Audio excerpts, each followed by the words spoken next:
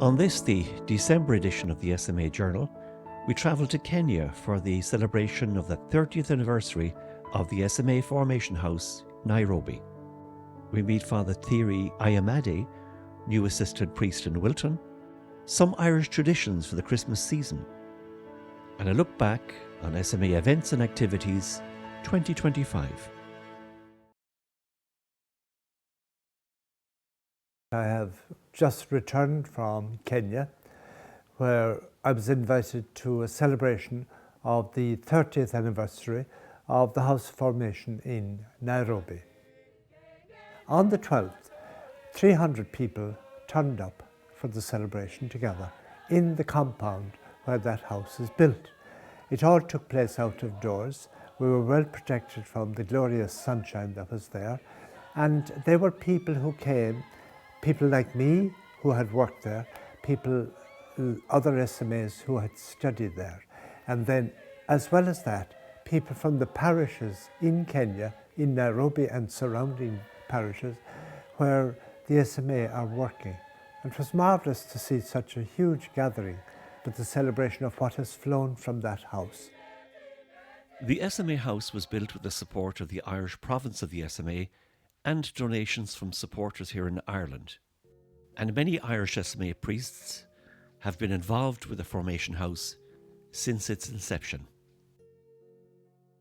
We began at 10 o'clock in the morning. All the guests arrived, and then we had Mass, and that was led by Father Damien Bresnahan, the Vicar General of the SMA in Rome.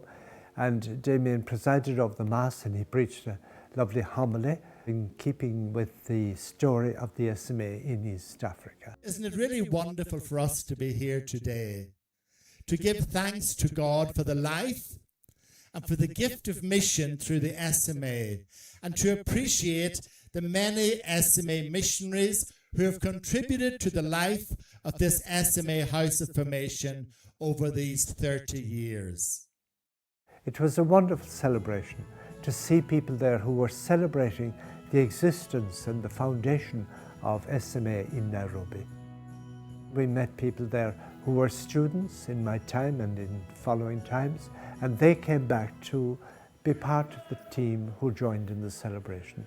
So it was a joyful gathering, gathering in memory and a gathering about future for the hope.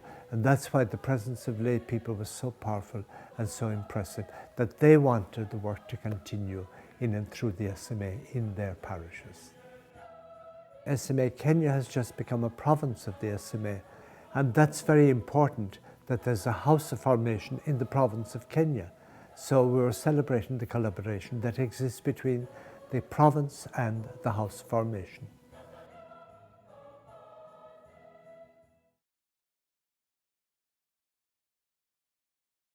And I'd like to take the opportunity to introduce a new priest that has just come to Wilton, Fr Thierry. Fr Thierry is an SMA priest from Benin. And hello. My name is Thierry Aimade. I am an SMA father. I came from the beautiful Republic of Benin. I am here in Wilton, Cork, as Assistant Parish Priest with Father Michael O'Leary, the Parish Priest. Before coming to Ireland, I served in my country in SMA administration and in parishes. In my parish community back home, I worked in pastoral ministry, accompanying families, teaching catechism, and celebrating the sacrament with great joy. Benin is a land of deep faith, warm hospitality, and rich cultural tradition, and it shaped me in a very special way. Today, God has brought me here in Ireland, where I continue my mission as a priest. I am blessed to serve in St. Joseph Parish community here in Wilton, Cork, to walk with you in faith and to share the gospel together. It is a grace to learn from your culture, your kindness, and your strong Christian spirits. As Christmas approaches, I would like to share how we celebrate this beautiful season in Benin. In my country, Christmas is joyful and colorful celebration. Families gather for Mass, choirs sing with great enthusiasm, and children rehearse nativity plays. After Mass, the celebration continues at home with foods, music, and dancing. Christmas in Benin is a time of community gratitude and giving thanks to God for the gift of His Son. Wherever we are in the world, Benin or Ireland, the meaning of Christmas remains the same. God is with us, Emmanuel. May this season fill your hearts with peace, hope, and joy. Thank you, and may God bless you.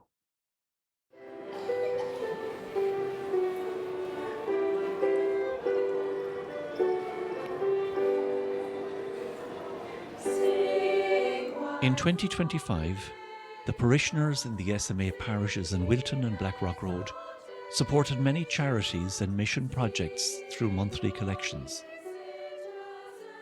The generosity of parishioners provided much needed aid, supported the mission of the SMA, and was a practical response, both at home and abroad, to the core Christian call made to all believers to love our neighbour.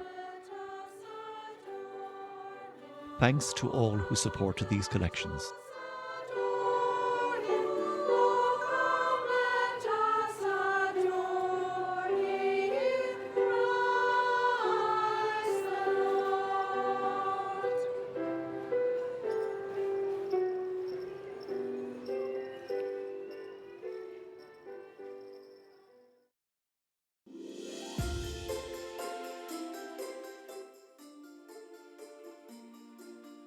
The holly bough is one of Cork's most cherished Christmas traditions. First published in 1897, its bright festive cover is a sign that Christmas has truly arrived in Cork. Traditionally, Christmas preparations began with a trip into town for the Christmas shopping. Country people came to the city on the 8th of December, the feast of the Immaculate Conception, which was also known as Farmer's Christmas. The English market was a must visit, particularly for the purchase of spiced beef for the Christmas dinner. This was a dish unique to Cork, whose butchers carefully guarded their secret blend of spices. The recipe was often passed down through families for generations. The Colgate was the place to buy presents such as toys and clothes, with holly and Christmas trees also on sale. To decorate the home for the festive season, most families set up small cribs and nativity scenes and decorated them with holly and ivy. Traditionally, the baby Jesus was not to be placed in the crib until Christmas morning.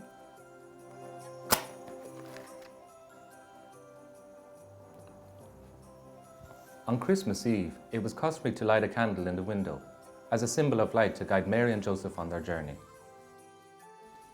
Sometimes a hollowed turnip was used as a candle holder and decorated with holly.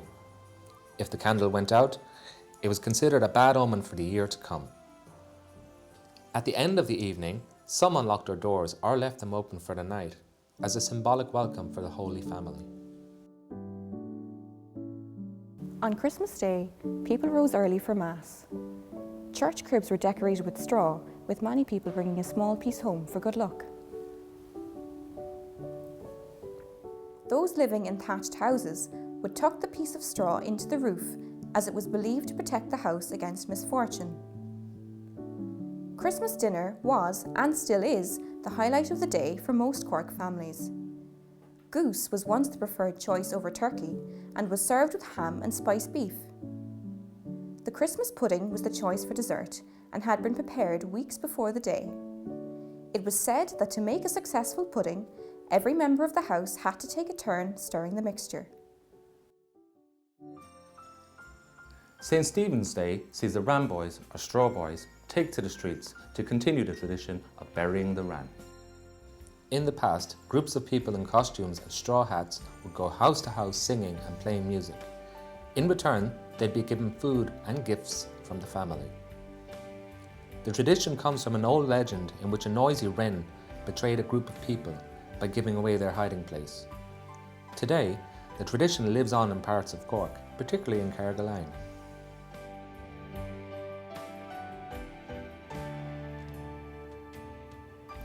Some of these Cork Christmas traditions remain, while others have faded with time. Both old and new, they are a part of what makes Christmas in Cork a truly unique experience.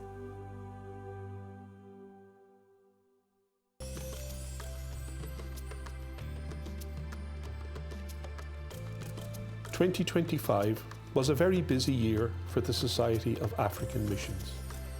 In this monthly journal, we heard about many occasions, events and activities in the life of the SMA. For example, the annual pilgrimage to Knock, the SMA summer camps in Drummondtown, when, over a 5-week period, hundreds of young people enjoyed a time of fun, faith and friendship. We heard about how parishioners in SMA parishes support local charities and SMA work in Africa. There were also other major events.